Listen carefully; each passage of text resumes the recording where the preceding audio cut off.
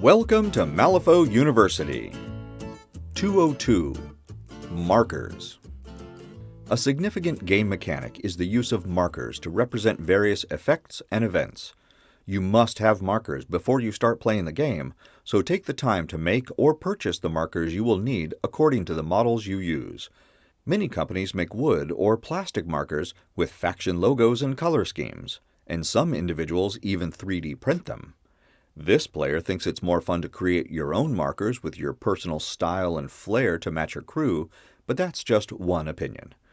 When you're starting out, you can download and print a complete set of every marker and token in the game through our Patreon or in the Wargames Vault. Links are in the notes below. So what is a marker? Unless otherwise specified, there are some common rules that all markers share. Naturally, if something on a model's stat card contradicts these rules or says something different, go with what's on the card. In essence, a marker is a 30mm base that has been labeled or marked for a specific purpose. They usually do not count as terrain, and even though they have a physical presence on the playing area, your models can walk over and through them like the markers aren't even there. Your models can also usually see through markers, so don't even think that hiding behind a dead body will block line of sight. The most common markers are scheme markers and markers that represent a dead body of some sort. Scheme markers are dropped by a model taking the interact action during its activation. There are rules about when you can and cannot take this action, but that's a matter for another video. Your scheme markers will ideally represent your crew or faction in an interesting and thematic way. Jacob Lynch owns the Honeypot Casino, so these scheme markers have playing cards on them. The Dreamer is a psychopathic child who astrally projects into Malifaux, so these scheme markers have toy blocks on them. Use your imagination and have fun with making your scheme markers. Just remember that scheme markers have no height, and models need to be able to stand on them, so don't make them too fancy. A fun fact is that the faction logos on each box of models Wyrd sells can be cut out and used as perfectly sized scheme markers. I'll take a brief moment now to thank all those who were patrons at the time this video was made, especially Griff, Sergey, Tom, Alan, Jeremy, Mikolai, and Travis, and many more at the free student tier. Your support is essential to bringing these videos to life. Dead body markers are one of two types, corpse and scrap markers. Models that have the living, undead, or beast characteristics drop a corpse marker into base contact with the model when it is killed. Models with the construct characteristic drop a scrap marker when killed. If a model has construct and another characteristic, you get to choose which marker it drops when it dies. Take note that models that have none of these four characteristics drop no markers when they die. Imagine their malevolent bodies just dissipate in a cloud of evil vapor. In order to expedite gameplay and to keep the playing area from becoming needlessly cluttered, ask your opponent if her models need to use corpse or scrap markers for anything. If she doesn't need them, and if you don't need them, then there's no need to waste time dropping them unless the game's schemes or strategies call for them. Markers are placed on the table with one of two action words, drop and create. If you drop a marker, which is most common, just put it where the action or ability says to put it. You can put it in base contact or even underneath another model in range. And in case some game effect talks about moving a marker, dropping a marker does not count as moving it. If the game effect says the marker is created, on the other hand, you put it anywhere within range, but the marker you create cannot overlap any other markers. It can't even touch any models other than the model that created it unless the game effect that creates the marker specifically says otherwise. If the marker you create has the impassable trait, meaning that models cannot walk through it, then it cannot overlap the base of any model or other impassable terrain like a building or a big rock. Some models in game effects will use markers during the game or create special markers of their own. We can look at the infamous crew of Captain Zip for examples of how this works.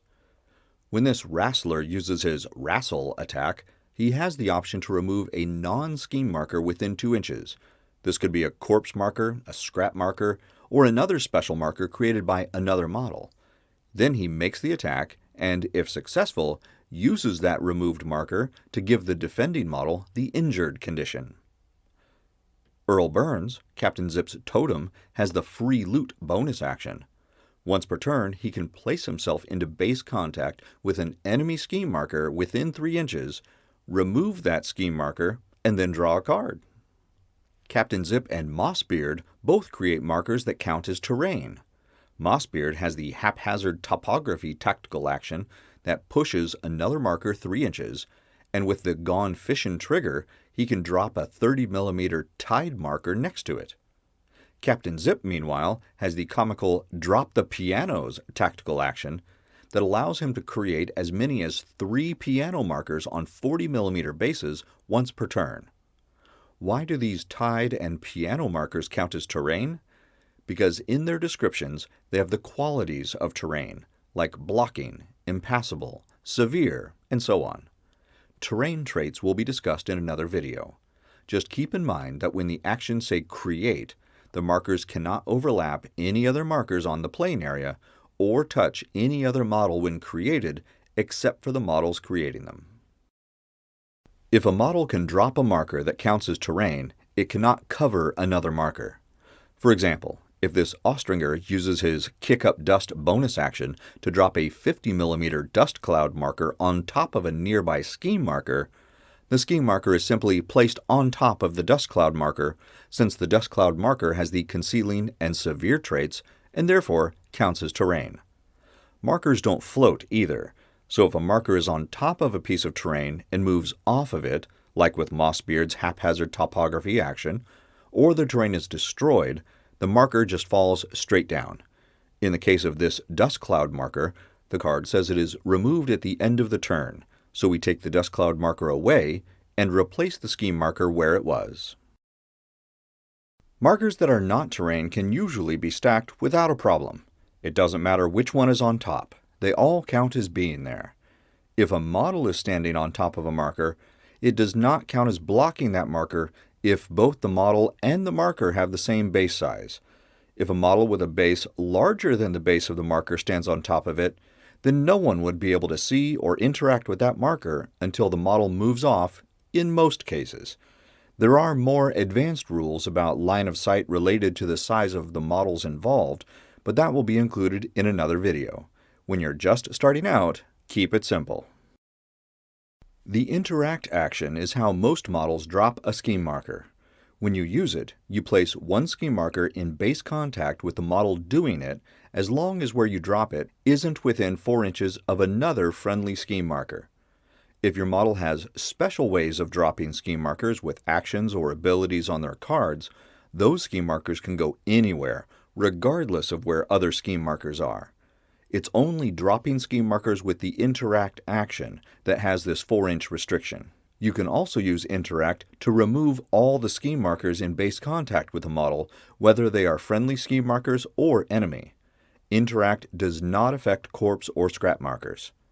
The slam general action does not affect corpse, scrap, or scheme markers, but can move or remove some impassable or destructible terrain markers, and some models have special abilities or actions that let them remove markers in other ways. Let's look at an encounter with Jesse Holiday and Coppelius. Coppelius interacts to drop a scheme marker, careful to keep it at least 4 inches away from the other scheme marker his crew dropped earlier that Jesse Holiday is now standing next to.